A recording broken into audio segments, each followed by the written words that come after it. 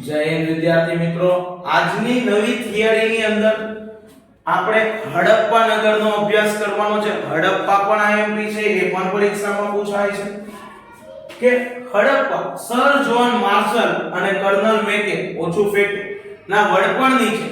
આની અંદર યાદ રાખજો, ફક્ત એક જ વ્યક્તિ છે ભારતીય પુરાતત્વવિદ, જે દયારામ સહાની છે. આપણે મોહેન્જો-દડોમાં અભ્યાસ કર્યો ત્યાં દયારામ સહાની પણ હતા અને એની સાથે રખાલદાસ બેનર્જી પણ હતા, પણ રખાલદાસ બેનર્જી અત્યારમાં જોવા મળતા નથી.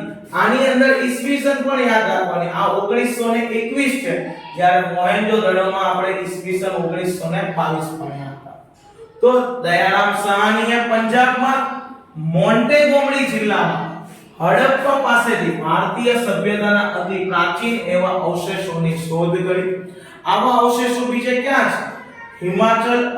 હિમાલય પ્રદેશમાં રોપડ, ઉત્તર પ્રદેશના મેરઠ જિલ્લામાં આલમગીરપુર, રાજસ્થાનની અંદર કાલીબંગન, ગુજરાતમાં ધોળકા તાલુકામાં લોથલ, કચ્છમાં દેશળપુર, શિકારપુર, ધોળાવીરા, સૌરાષ્ટ્રમાં લીંબડી પાસે રંગપુર, ગોંડલ પાસે શ્રીનાથગઢ, મોરબી પાસે કુંતાસી, સોમનાથ વગેરે સ્થળોએથી સિંધુ ખીણની સંસ્કૃતિના અવશેષો આપણને પ્રાપ્ત થાય. તો આ એના લોકેશન છે, સ્થાન છે, જગ્યા કે અહીંયાથી આપણને વસ્તુઓ જોવા મળે. સપ્ત સિંધુ નદીઓનો પ્રદેશ આપણા દેશની સંસ્કૃતિનો પ્રદેશ છે. આ પ્રદેશમાં જે સંસ્કૃતિ ખીલી તેને સિંધુ ખીણની સંસ્કૃતિ કહેવાય. કે ભારત દેશમાં જ્યાંથી સિંધુ નદી પસાર થાય છે, તે સિંધુ નદી પાસે જે સભ્યતા વિકસે છે એને જ આપણે સિંધુ ખીણની સંસ્કૃતિ તરીકે ઓળખીએ છીએ. કે સિંધુ નદી પાસે સભ્યતા વિકસી હતી. સૌપ્રથમ બધી જગ્યાઓથી સિંધુ ખીણની સંસ્કૃતિના અવશેષો આપણને સૌપ્રથમ હડપ્પામાંથી મળી આવે છે, જેથી તેને હડપ્પીય સંસ્કૃતિ તરીકે પણ ઓળખવામાં આવે છે. કે સિંધુ ખીણની સંસ્કૃતિના સૌપ્રથમ અવશેષો ક્યાંથી મળે?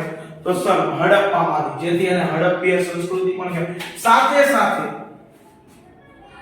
અહીંયા આપણને આ સ્થળેથી પાષાણ અને તાંબાના ઓજાર મળ્યા. સર પાષાણ એટલે શું થાય? પાષાણ એટલે પથ્થર થાય.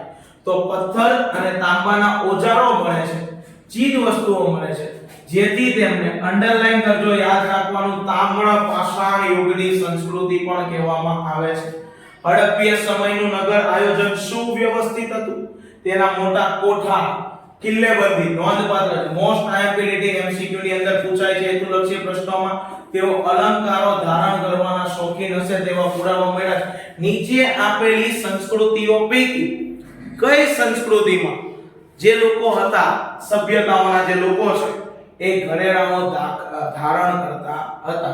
તો હડપ્પાની અંદર નગર જે છે, હડપ્પા નગર, ત્યાંના લોકો અલંકારો ધારણ કરવાના શોખીન હતા, એવું પુરાવા ઉપરથી આપણે કહી શકીએ છીએ.